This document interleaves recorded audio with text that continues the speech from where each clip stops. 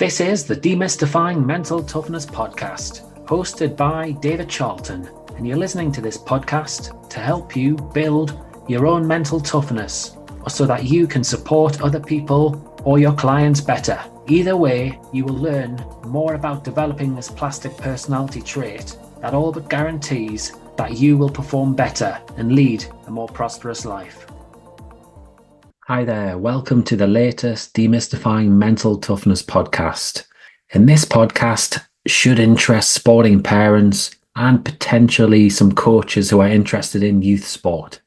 I'm going to start by sharing a personal story. At the time of recording this episode, in around about 3 days, my youngest son, who's going to be 7 soon, well, he's going to play his first competitive league football match. He's played a few games in friendlies and in a tournament, but this is going to be his first competitive league match. He's okay for his age. He loves having the ball at his feet. He has done for the last 2 or 3 years. He's not so keen on passing nor defending. Now, why am I telling you this? Well, I'm guessing the evening before the game, and certainly on the car journey on the way, he's going to tell me he's feeling a bit nervous, that his belly's feeling a little bit funny, that his heart maybe is pounding a little bit more. He tends to pick his nails when he's nervous too, so I'd imagine this is all going on in the car. And if we think about his state of arousal on a scale of 0 to 10, 0 would be mega calm, 10 would be really aroused. If we think of arousal, we've got nervous, we've got fear, we've got anxiety. Well, I would imagine he'll be probably around about a 6 or a 7, knowing my son. So I'm sharing this, and I just want to try and highlight this to you as a parent or a coach. When you think about your son or daughter when they're competing in their sport, before they arrive, their arousal level is likely to be heightened. Some may well be an 8 or a 9 or a 10 even. Others will be a 1 or a 2. As I say, I think my son will likely be a 6 or a 7. Now I'm going to talk a little bit about me. So I've decided consciously to take more of a laid-back role when it comes down to his football. Yes, I watch him train. Yes, I take him to matches, or I will take him to matches moving forwards. But as far as getting involved in coaching, I've decided to leave that to the coaches. And I've also decided when it comes down to when he does play and when he does train, is really just to stay in the background, to have a chat with parents, to stay off my phone, and to look as though I'm present and watching him and enjoying him play. That's the way I've decided to do it. But when it comes down to this match, this first match, will I be nervous? Will my arousal levels have increased? I'm sure they will have. I'm expecting though, because I am in this laid-back role, if you like, that my arousal might well be a 3 or a 4. Because naturally, I want to see him enjoy the experience. I want to see him having fun out there. I want to see him mixing with the other kids, being fearless, if you like, on the pitch. All in all, though, the biggest thing for me is he's got a smile on his face. That's what I want to see from him. Now, I'm bringing this up because around about 85 to 90% of our clients as a business, this is for myself and my colleagues, are supporting children and parents to navigate their competitive journey, the different trials, the different tribulations that do take place. Some children, as I alluded to, will get more anxious. Some might be sick in the changing rooms. They might be on and off the toilet. They might not be able to eat. Lots of things can go on. And that can be the same for some parents too. So again, a question for yourselves there as parents or for coaches. What is it that youngsters, your son, your daughter, actually does experience there? And what do you actually experience in the build-up? And why does that actually happen? I'm talking from my personal experience here and as a psychologist too. My son obviously is on the start of his journey into competing, but I can imagine, and certainly I've had conversations with parents about this, when their children are 9, 10, 11, 12, 13, and they've been competing for a while, perhaps they've been doing really, really well in their sport, people's expectations can change and change an awful lot. They can be embroiled in outcomes, in results, in the winning, in the losing. For children, there can be an awful lot of competitive nerves, to say the least. And for parents too. That car journey can be fraught with danger. If you imagine a child's arousal level as a 9 out of 10, and then perhaps the parent too is really worried about the child and they're perhaps getting ahead of themselves trying to predict what might happen in the competitive event or the match, or what might happen in the car journey on the way home.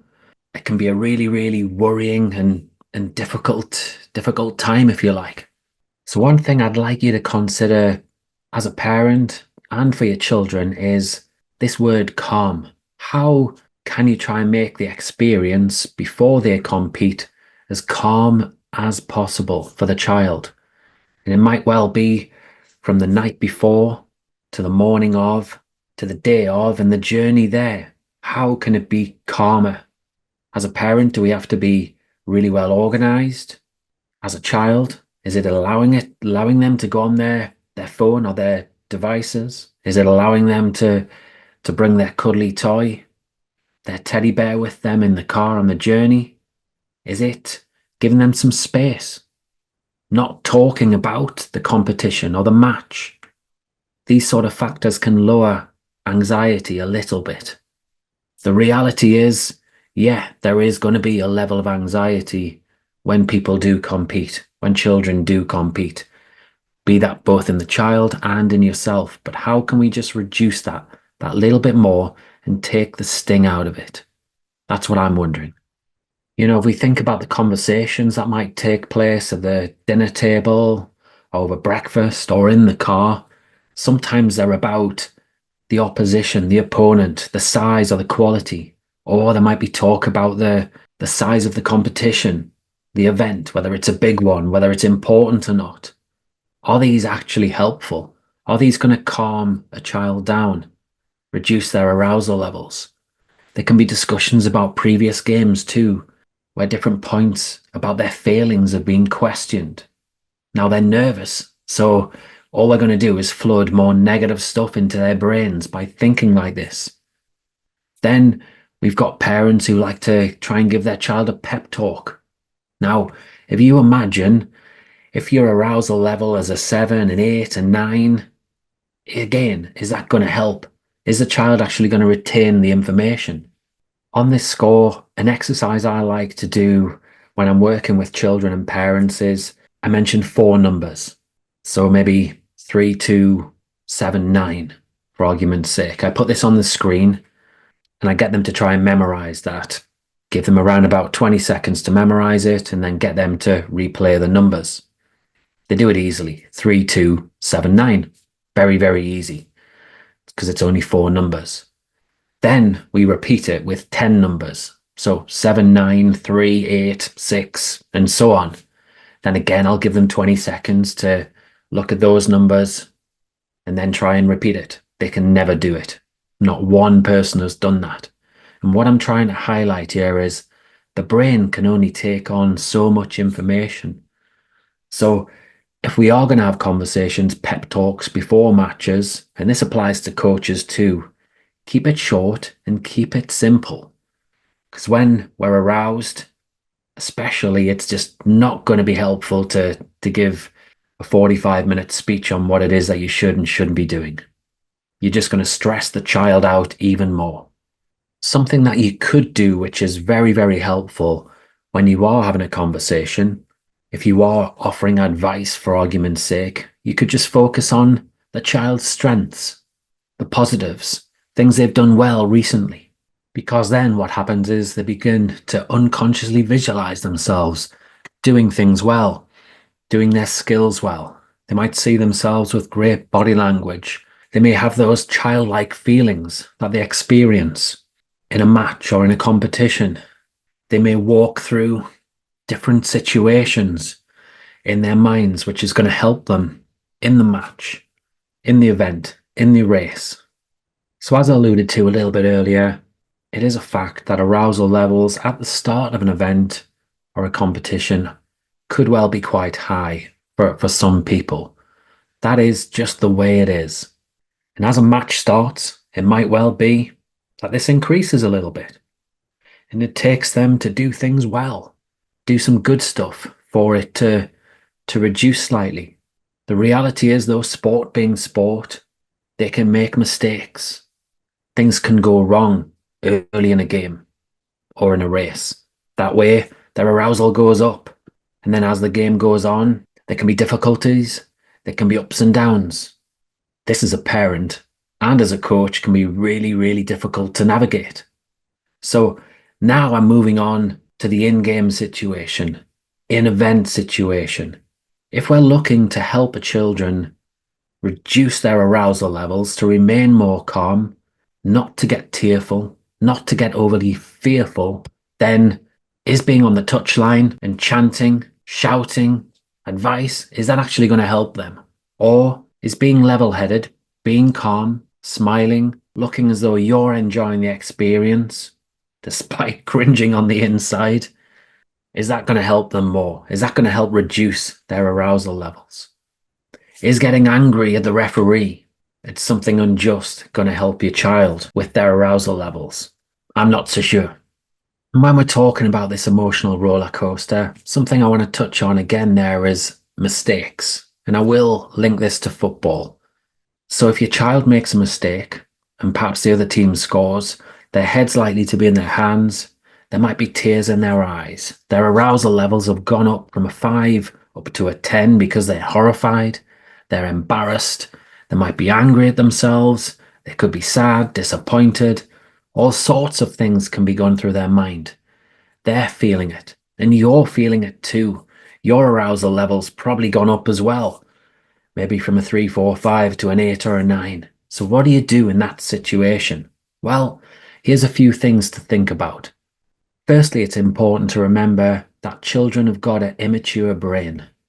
And as a parent, especially when you're under stress, when you're aroused, it's good to be able to recognize that they've got limitations, that their brain has got limitations.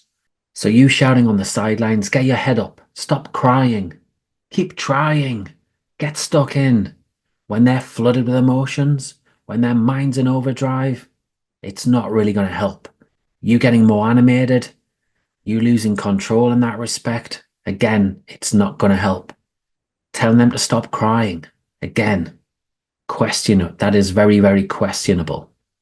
Sometimes it's noticeable that parents might sit with their child afterwards and demand, why is it that you didn't listen to me? Why is it that you did this? Why is it that you did that? But actually, when it comes down to your son or daughter's decision making and their ability to self-regulate, it might well not be there. And by communicating in this way, is it allowing them to be able to learn how to self-regulate? Is it allowing them to learn that mistakes are part of the game? Yes, mistakes aren't nice for anyone, but sometimes the parent's emotions can get in the way. And by allowing your emotions as a parent to get in the way means that your children just can't learn. So yeah, by getting overly emotional, it means that your children just might not learn from mistakes. They might not recognize that mistakes are part of the game, and they might not be able to then improve the way they go about things in the future. To reiterate, it is so, so important to recognize that children's behavior on the pitch, the court, or the course often isn't within their control. It just happens to them because their brain is immature. That's a really, really important thing to remember. And everybody's a little bit different. Johnny can be different to Sarah. Sarah can be different to Emily, with their maturity, with their personality, with their brain development. So yeah, it's not easy, but patience, calmness, well, there are important skills in that respect. Not getting too animated, displaying positive body language, looking as though you're enjoying it when you're not on the sidelines. It's going to help your child.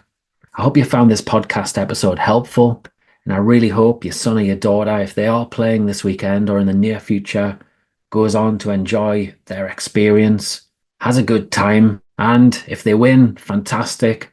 If they don't, well, as long as they're enjoying themselves and they've got a smile on their face. If they do that, then they're more likely to play better. Have a great day. If you enjoyed this episode of the Demystifying Mental Toughness podcast with David Charlton, do check out my website, sport-excellence.co.uk, and my online sports psychology resources. The Sport-Excellence website has essential resources for anyone looking to build their own mental toughness or the mental toughness of their athletes or teams, or if you want to achieve peak performance more often or optimal functioning. The Sport Excellence website has everything you need to keep moving forward and thrive. So go on, head over to sport-excellence.co.uk to find out more.